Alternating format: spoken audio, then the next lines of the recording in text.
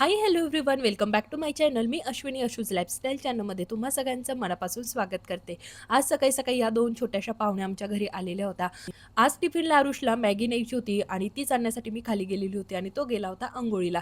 तो बाहेर आल्यानंतर त्याने ह्या दोन चिमण्या खेळताना बघितला आणि त्यांचीच गंमत बघत बसलेला होता. मी वरती आली तरी त्याचा युनिफॉर्म घालून झालेला नव्हता आणि त्याचं असं म्हणणं होतं की या चिमण्यांना आपण घरामध्येच कोंडून ठेवूया, पण त्या इतक्या घाबरून गेलेल्या होत्या. म्हणून म्हटलं चला आता आपण ह्या खिडक्या ओपन करून देऊया, कारण त्या कंटिन्यू खिडकीकडे जायच्या. त्यांना असं वाटत होतं का आपण इथून उडून बाहेर जाऊ शकतो, पण खिडकी बंद होती आणि त्या इतक्या जोरात इकडे तिकडे उडत होत्या ना आणि इतके पंख फडफडत करत होत्या, त्यामुळे ना भीती पण वाटत होती. आणि आम्ही ह्या साईडला होतो आणि खिडकी त्या बाजूला होती. आरुष मला म्हणायचा मम्मी तू खिडकी उघड आणि मी त्याला म्हणायचे तू खिडकी उघड. आम्ही दोघं एकमेकांना म्हणत होतो आणि मग म्हटलं चला श्लोक तिथे झोपलेला आहे त्यालाच उठून देऊ आणि त्याला सांगूया की तू खिडकी उघडून दे. तर त्याला उठवण्यामध्येच 5-10 मिनिटं गेले. श्लोक उठना, चिमणी बघना, आपल्या घरामध्ये चिमण्या आलंय, खिडकी उघडून दे ना. तर असं चालू होतं. मग फायनली तो उठला आणि मग खिडकी त्याने ओपन केली आणि दोन्ही चिमण्या मस्त बाहेर उडून गेल्या. आणि ना आरूचं कंटिन्यू चालू होतं, मम्मी आज एक दिवस तरी आपण त्यांना घरामध्ये कोंडून ठेवलं असतं, आपल्याबरोबर राहिलं असता. आता तो इथं उभा आहे ना तरी माझ्याशी तेच डोकं लावतोय, मम्मी ठेवलं असताना काय झालं असतं, आपण काळजी घेतली असती ना. असंच त्याचं कंटिन्यू चालू होतं, कारण त्याला अशा पक्षी प्राणी पाळणे ना खरंच खूप आवडतं. पण आता आपल्याला आवडतं म्हणून असं कुणाला कोंडून ठेवायचं, थांबवायचं हे तर काही बरं नाहीये. कारण खरं मेन जे सुख असतं ना, ते मोकळेपणामध्येच असतं. असं कुणाला जबरदस्ती करायची नसते, असं मी त्याला आता समजून सांगितलेलं आहे. पण बघू, तरी त्याने मला स्कूलला जाईपर्यंत डोकं लावलेलंच आहे. तर चला असो, एका बाजूला मी छान अशी मॅगी बनवायला ठेवलेली आणि दुसऱ्या बाजूला जे काही माझं डिटॉक्स वॉटर आहे ना, तर ते प्यायला घेतलं. सकाळीच मी त्याला गरम केलं होतं, पण बाकीची कामं आवरेपर्यंत ते खूपच गार पडून गेलं. आणि मग मी आता म्हटलं चला त्याला परत थोडंसं गरम करूया. परत मी त्याला गरम करून घेतलं तर ते खूपच गरम झालं. मग शेवटी म्हटलं जाऊ दे आता गार गरम मिक्स करून आणि ते लगेच पिऊनच घेऊया. मी पाणी पित होती म्हणून श्लोकला पण पाणी प्यायचं होतं, तर तो पण त्याचा ग्लास शोधत होता. त्याने पण पाणी पिलं. आता आरू त्याची तयारी करतोय, तोपर्यंत आता म्हटलं चला ही फ्लावर कट करून घेऊया. आणि घेवडा मी कट करून ठेवलेलाच होता, तो फक्त धुवून घेतला. आता मी ना आज फ्लावरची भाजी आणि घेवड्याची भाजी करणार आहे. घेवड्याची भाजी मला खरंच खूप आवडते आणि आरूला मात्र मी टिफिनला आहे ना मॅगी देतीये आणि त्याला ती आवडते बरं का, गार झाली तरी पण आवडते. आणि सॅटर्डेला मात्र तो आहे ना मॅगीच घेऊन जात असतो. आणि आता एक सॅटर्डे चालू असते स्कूल, एक सॅटर्डेला त्याला सुट्टी पण असते. तर मग जे काही 2 सॅटर्डे असताना तर तो मॅगी घेऊन जातो. बाकीच्या दिवसांमध्ये भाजी पोळीच असते, कधी पराठा वगैरे असतो, पण शक्यतो भाजी पोळीच मी देत असते. मग सॅटर्डेला मग मॅगी तर मॅगी मी देऊन टाकते, पण गार झाल्यावरती छान नाही लागत असं मी त्याला सांगितलेलं आहे. पण त्याला ती न्यायचीच असते, कारण मित्रांनी सांगितलेलं असतं. त्याने त्याची बॉटल भरून घेतली आणि मी लगेच त्याचा टिफिन भरायला घेतला. आणि थोडी मॅगी जी आहे ना तो इथे घरूनच खाऊन जाणार आहे. आणि याच्या आधी तो असा ब्रेकफास्ट वगैरे काहीच करून जात नव्हता, चहासुद्धा पित नव्हता, पाणी नाही, काहीच नाही. तसाच जायचा. पण आता सध्या काय माहिती 8-10 दिवसापासून त्याचं चालतं की मम्मी काहीतरी खायला दे ना, अंघोळ झाली का लगेच मागतो.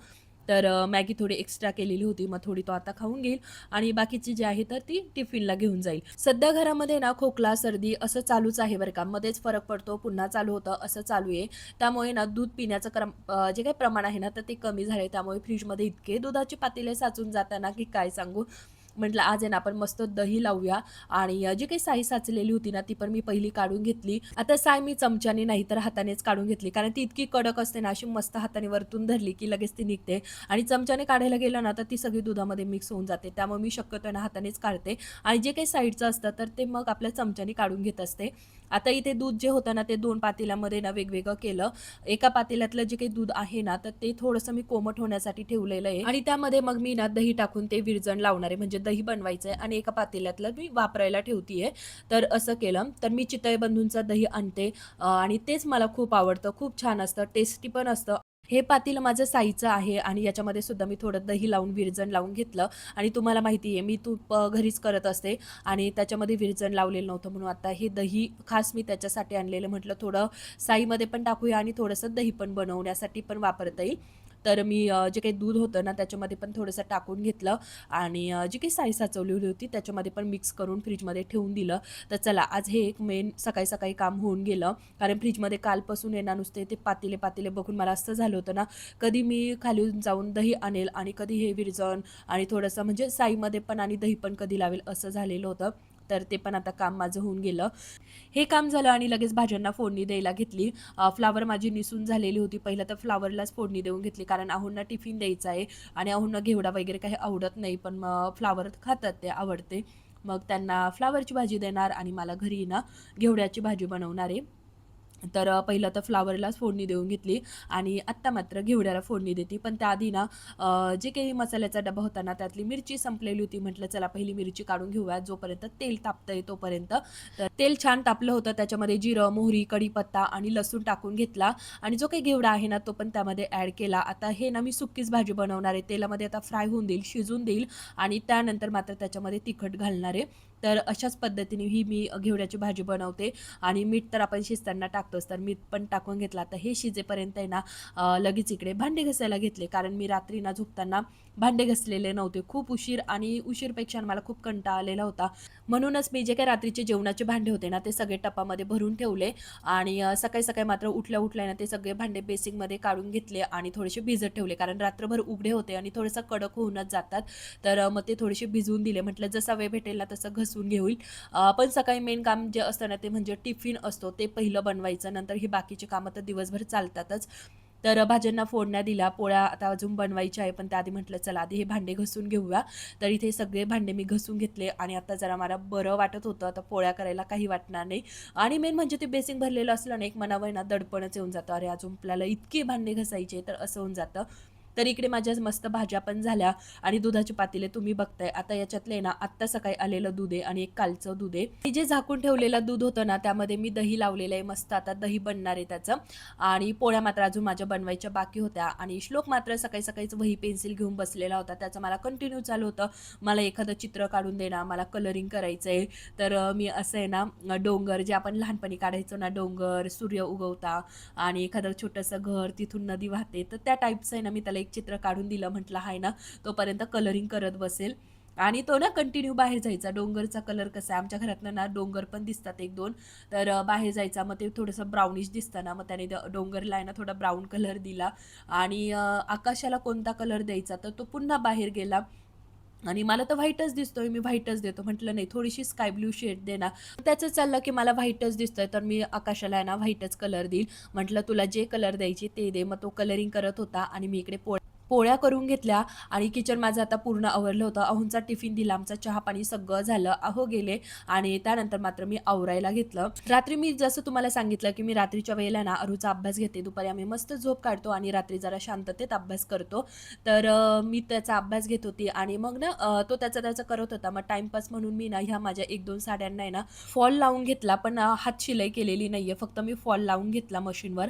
तर 2 साड्यांना आणि मी खरं सांगू मला आहे ना खूप साड्यांना फॉल लावायचा आहे, पण ते काय माझ्याकडनं होतच नाहीये. मग कालपासून मी तर श्री गणेशा केलेला आहे. म्हटलं दररोज आपण आहे ना त्याचा अभ्यास घेताना बोरिंग वगैरे झालं की लगेच आपण फॉल लावून घेत जाऊ आणि कधी पण दुपारी निवांत बसलं ना की मग इतक्यात हात शिलाई होऊन जाते. पण एकदा जर फॉल लावून ठेवला ना मग काही वाटत नाही. तर आता ह्या 2 साड्यांना मी ना फॉल लावून घेतलेला आहे आणि दुपारच्या वेळेला मी त्याला मस्त हात शिलाई करून घेईल, म्हणजे माझ्या 2 साड्या तरी ना पिको फॉल होऊन जातील. माझ्याबरोबर माझ्या मम्मीने साड्या घेतलेल्या होत्या. तिचे ब्लाऊज पण शिवून झाले, पिको फॉल पण झाल्या आणि मेन म्हणजे ना तिच्या साड्या वापरून सुद्धा झाल्या आणि अजून माझ्या साड्यांची ना घडी, म्हणजे घडी तर मोडलेलीच आहे, पण अजून माझ्या साड्यांचा ब्लाऊज पण नाही झालं, पिको फॉल पण नाही झाल्या आणि काहीच नाही. तर असंच आहे ना कधी-कधी गोंधळ, कधी नाही, नेहमीच असा गोंधळ चालू असतो माझा आणि बाहेर द्यावं पिको फॉलला मम्मीचं खूप चालू असतं, की बाहेर देऊन टाकत जा. पण आता माझ्या साड्या जसं मी सांगितलं, की मला भरपूर साड्यांना फॉल लावायचा आहे. आता किती काय नाही सांगत, पण भरपूर साड्या आहेत माझ्या, ज्यांना मी अजून पिको फॉल नाही केलेलं आहे आणि आवडलं ना तर मी घेऊन टाकते, हे तुम्हाला माहिती आहे. तर त्यामुळे माझ्या साड्या पण खूप साचलेल्या आहेत. त्यांना सगळ्यांना मला पिको फॉल म्हणजे पिको फॉल करायचे आहे. ब्लाऊज शिवायला टाकलेले, तर ब्लाऊज पण अजून मला काही दिलेले नाही आहे. जी काही माझी टेलर आहे तिने. तर असं आहे आणि मग म्हटलं जाऊ दे. पण आता मला ह्या सगळ्या साड्या करायच्या, कारण सध्या आमच्या इथे ना खूप सारे लग्न आहे. मग म्हटलं छान नवनवीन साड्या घालूया आपण. तर फॉलवरनं तुम्हाला अंदाज येतोय की मला किती साड्या पिको फॉल करायच्या आहे. तर खरंच मला इतक्या साऱ्या साड्या पिको फॉल करायच्या आहे. तर आता श्री गणेशा झालेला आहे, तर करेल दररोज 2-3 साड्यांना फॉल लावून घेणार आणि दुपारच्या वेळेला आहे ना त्याला हातशिलाई करून घेणार.